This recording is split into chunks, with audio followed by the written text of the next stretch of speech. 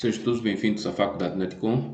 Estamos na disciplina de Eletricidade e Eletromagnetismo. Eu sou Paulo Fernandes e veremos hoje campo elétrico em um meio material. Veja, a corrente medida em ampere através de uma área é a quantidade de carga que passa através de uma área na unidade de tempo. Então, o que é corrente? Corrente é uma quantidade de energia, uma quantidade de carga distribuída no tempo, que está passando no tempo. Então, a corrente é um fluxo. Então, se eu pegar por aqui, o que é a corrente? Eu tenho uma determinada carga passando por aqui numa determinada quantidade de tempo. U é a velocidade dessa carga se movimentando. Certo? Aqui eu tenho uma densidade volumétrica de carga, eu tenho uma área ΔS, que varia de um ponto ao outro, e tenho um ΔL, se eu pegar apenas dessa linha, com L final, um L inicial. Então, essa corrente, se eu pegar isso aqui como um meio que está passando corrente, é a quantidade de carga se movimentando, uma quantidade infinitesimal de carga se movimentando no tempo a uma determinada velocidade U. Ok? Isso é dado em ampere.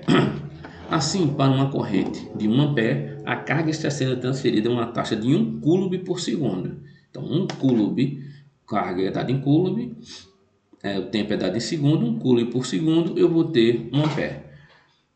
Ok? Então, o que é densidade de corrente, identificado pela letra J? Nada mais é do que a variação da corrente, uma corrente final menos uma corrente inicial, por uma variação de superfície. Então, se eu trabalhar com essa superfície, eu tenho uma superfície final, uma superfície inicial, eu tenho uma corrente final, uma corrente inicial, passando, certo? Uma determinada superfície final e inicial. Isso aqui eu tenho uma densidade de corrente. Considerando que a densidade de corrente é perpendicular à superfície, ou se a densidade de corrente não for normal à superfície, o que é que vai acontecer? Minha variação de I, certo? Vai ser igual a quem? Se eu colocar para cá, eu vou ter que minha variação de I vai ser a densidade de corrente escalar ds. Como isso aqui é um vetor, eu vou pegar ponto a ponto. É uma multiplicação ponto a ponto. Dessa maneira, a corrente total atravessando a superfície é a integral. Eu vou integrar isso aqui em I. A integral dessa parte, se for uma parte infinitesimal, vai dar o próprio I. E vai ser quem? Vai ser a integral de J na superfície, né, que eu estou integrando na superfície, integral de J escalar ds. Então, a densidade de corrente em um determinado ponto é a corrente através de uma área unilateral normal àquele ponto.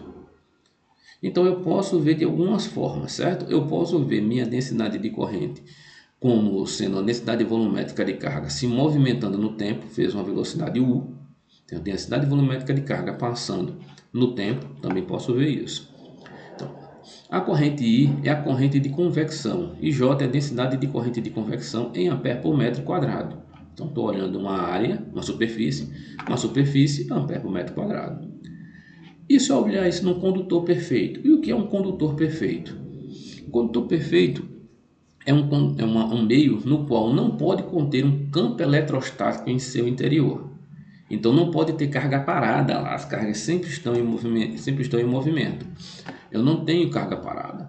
Um condutor é um corpo equipotencial, ou seja, imagina isso aqui como uma placa, certo?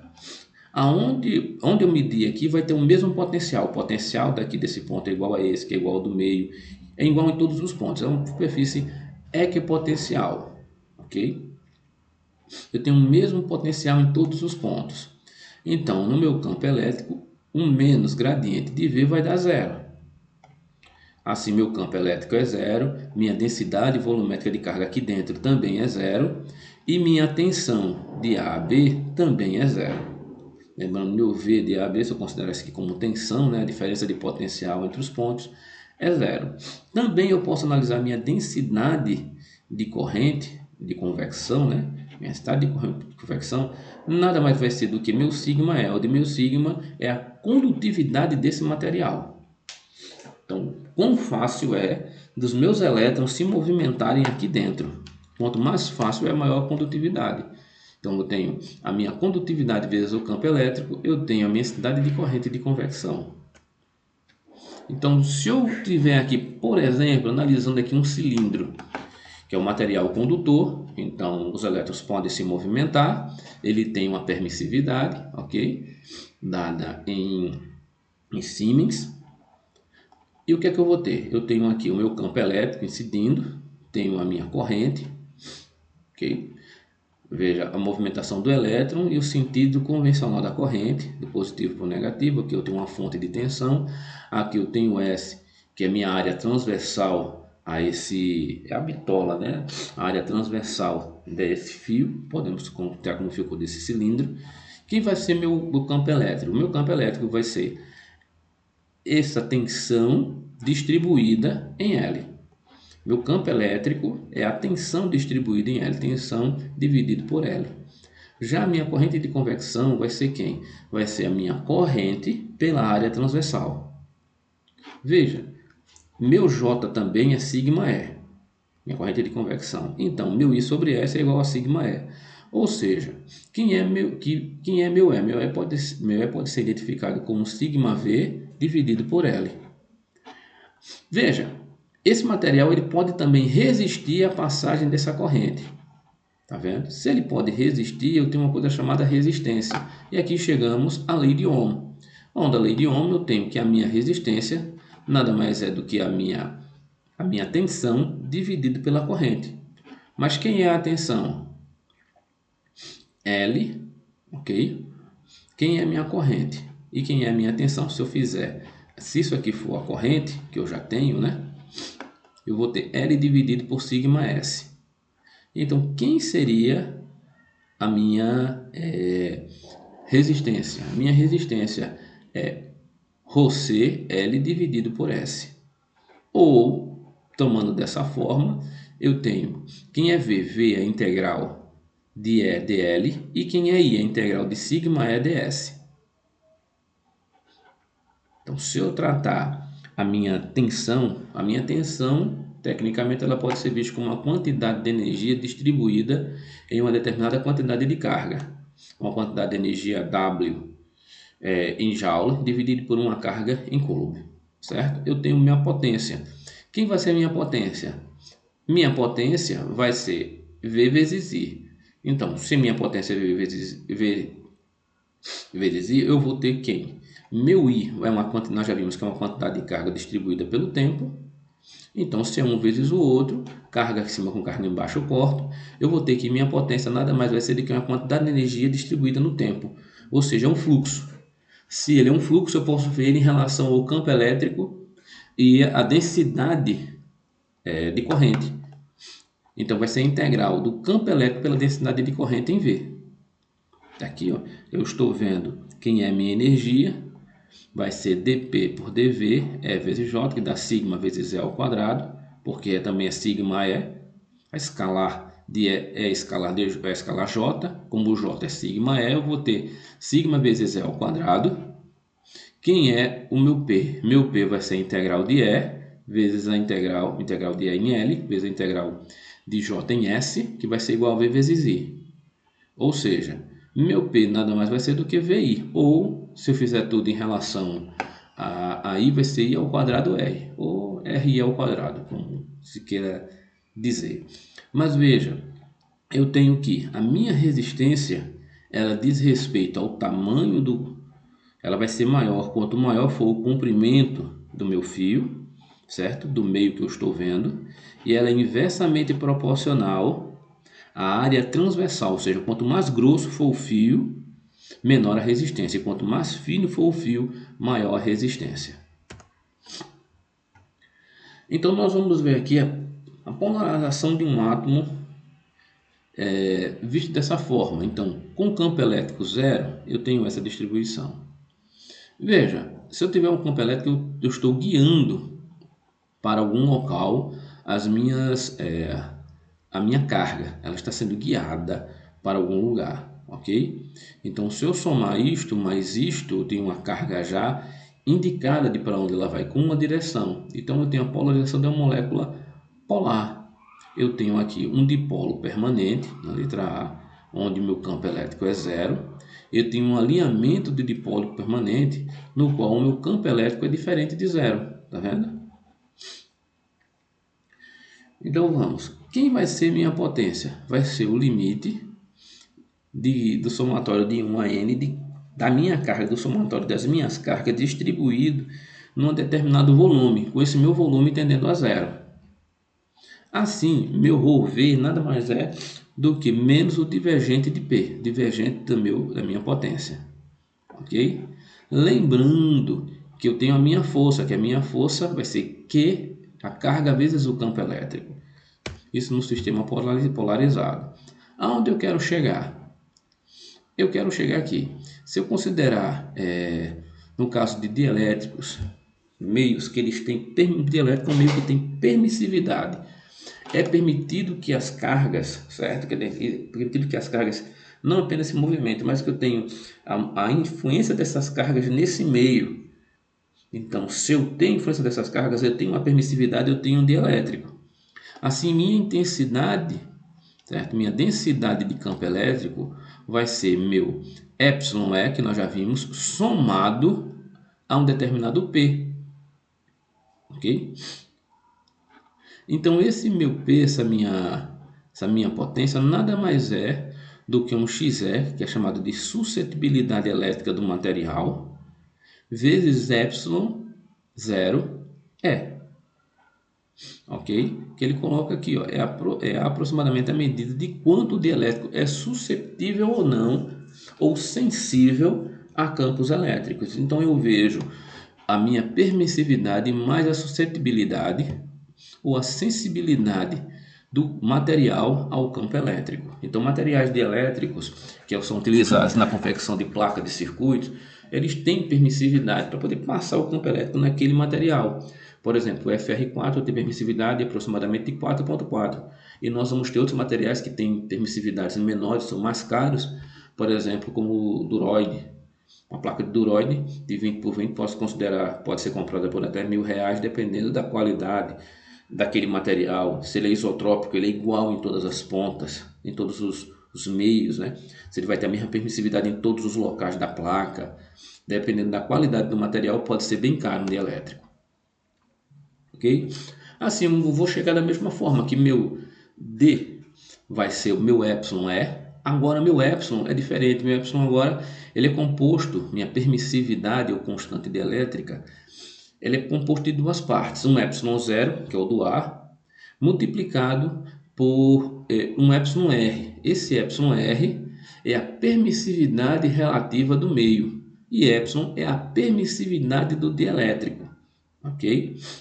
Então, essa permissividade do ar nós já vimos, do espaço livre, que é 10 a 9 dividido por 36π Faraday por metro, e essa constante dielétrica de permissividade relativa é o do material. E esse εr, ele é composto de duas formas. Ele vai ter uma parte real, certo? Nós vamos ver depois que ele tem uma parte real, e ele tem uma parte imaginária. E ele é adimensional, enquanto o ε ele é em Faraday por metro, o εr ele é adimensional. Tanto é que você compra uma placa, eu quero uma permissividade relativa de 4,4.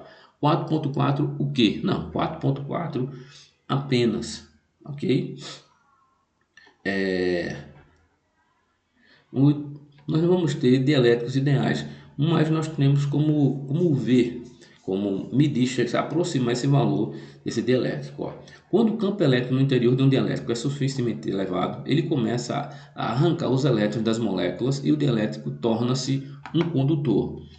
Muitas vezes é confundido o dielétrico com o isolante. Na verdade, o dielétrico é um material que ele não conduz, mas ele permite a passagem do campo elétrico. A ruptura elétrica ocorre quando o dielétrico torna-se condutor. A ruptura dielétrica ocorre em todos os tipos de materiais dielétricos, sejam gases, líquidos ou sólidos, e depende da natureza do material, da temperatura, da umidade e do intervalo de tempo em que o campo elétrico é aplicado.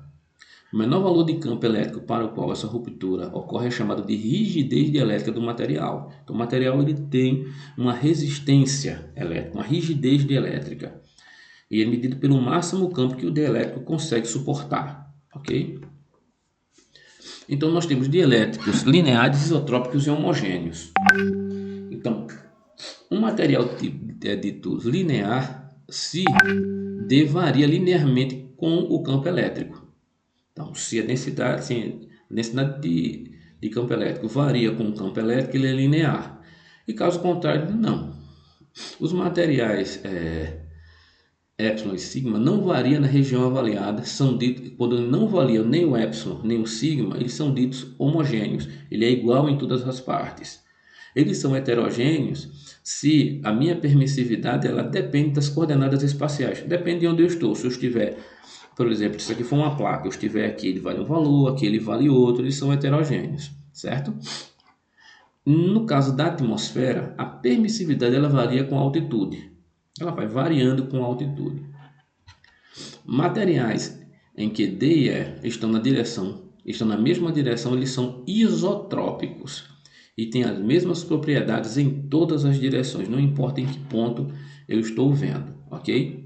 Um material dielétrico para o qual D é igual a epsilon mais um si é linear se epsilon não varia com o campo elétrico aplicado, homogêneo se epsilon não varia no ponto, isotrópico se epsilon não varia com a direção, ok? Então nós temos aqui quem é meu W, vai ser um meio de epsilon 0, epsilon 1, ela vai ser integral, né? De epsilon 0, epsilon r, L ao quadrado dv, e meu F, Q1, Q2 dividido por 4π epsilon 0, epsilon r agora não é mais epsilon 0, eu tenho epsilon 0, epsilon r ao quadrado, na direção R, ok? No caso da equação da continuidade, devido ao princípio da conservação da carga, a carga permanece a mesma, a taxa de diminuição da carga em um dado volume em um determinado tempo deve ser igual à corrente líquida, que sai da superfície fechada que limita esse volume, é claro. Então, a diminuição da carga diz respeito à movimentação dessa carga. Então, se ela está se movimentando, ela está saindo de um local para o outro, então a movimentação, a taxa de redução tem que ser igual à corrente também, que está se movimentando para fora. Ok? Dessa forma, meu I vai ser a integral em linha de JDS, ou menos de que eu estou tirando, né, a carga líquida que está saindo daquele meio, carga líquida interna, no tempo. Meu I, né, dq dt, então se eu estou vendo ele saindo, o volume, se está saindo daquele volume, eu estou vendo a carga se movimentando para fora, onde Q interna é a carga total encerrada pela superfície, certo? A minha integral em linha, minha integral de linha da densidade, da intensidade de campo, da densidade de corrente elétrica, de corrente, ds, vai ser igual a quem? A divergente de J. Resolvendo, o divergente de J vai ser menos dρ v dt. É um fluxo. Essa quantidade de carga no tempo. Nisto eu tenho uma equação de continuidade da corrente. A corrente está se movimentando. E o divergente de ρ vai ser zero. Porém, nesse meio, eu vou ter este resultado. Ok? Nós entramos também com a ideia de tempo de relaxação.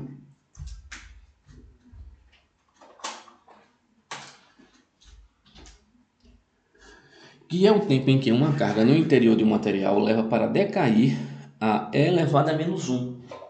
Ou seja, está caindo E elevado a menos 1 aproximadamente 36,8% do seu valor inicial.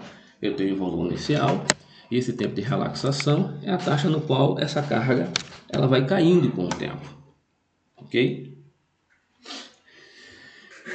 Esse tempo é curto para alguns condutores e longo para dielétricos. Por exemplo, no cobre, que tem o sigma de 5,8 vezes 10 a menos 17 mols por metro e epsilon igual a 1. Então, que meu tempo, por exemplo, se eu considerar esse tempo em TR, vai ser epsilon 1, epsilon r dividido por, vezes epsilon r vezes epsilon 0 dividido por sigma, vai dar igual a 51,2 dias. Ok? Então você já vai ter aí um valor muito grande. Mostrando um rápido decréscimo da carga colocada no interior do cobre. É quando a carga ela vai decaindo. Isso implica que em bons condutores o tempo de relaxação é tão curto que a maior parte das cargas depende dos pontos internos e aparece na superfície como carga superficial. Por outro lado, o quartzo, por exemplo, fundido, tem sigma de 10 menos 17. Se você for calcular 10 a menos 17, certo? Você vai ter ele aqui, que o tempo dele vai ser de 51,2 dias, enquanto aqui é muito rápido em bons condutores, no dielétrico vai demorar muito, visto que ele tem um εr de 5. Resistência e capacitância. Olha, pela lei de Ohm, nós vimos que a resistência é igual a tensão dividido pela corrente, ou a integral de E escalar dl, a integral de sigma E escalar ds. Aqui eu vejo na linha, aqui eu vejo na superfície, ok? E o que é que nós vamos ver? Se eu tiver a resistência, que nós já vimos como é, o inverso dela é a condutância, que é 1 sobre R, o inverso de R. E em um material condutor ele vai ter condutância, em um material resistivo ele vai ter resistência. Certo? Qual é a ideia então? É escolher um sistema de coordenadas adequadas para poder avaliar isso aqui. Considerar o meu V0 como diferença de potencial entre terminais condutores. Resolver a equação de Laplace para obter V, então determinar o campo elétrico a partir da solução E menos o gradiente de V, e I a partir da solução, que vai ser a integral de sigma E ds. Finalmente, obter R para V dividido por I. Como isso é bem, não é trivial, mas pode ser resolvido para você identificar quem é a resistência de cada material. Então isso já é resolvido em muitas partes e já tem como ser feito, certo? No caso dos capacitores, de capacitância, vamos considerar um capacitor de dois condutores. Tem uma segura 6.12, ok? Os condutores são mantidos sob a forma diferencial V, dada por, tenho aqui, ó.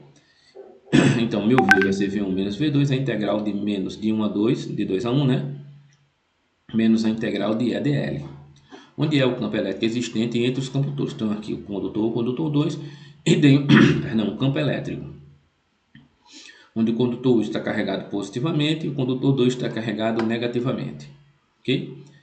Definida a capacitância do capacitor como uma razão entre o valor da carga em uma das placas e a diferença de potencial entre elas.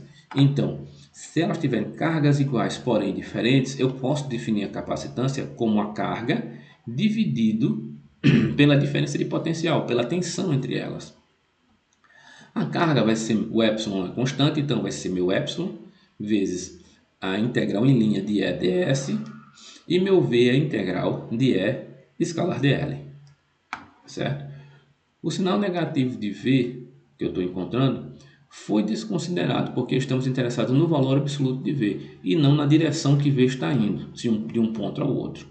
Estou apenas interessado nisso. A capacitância é uma propriedade física do capacitor.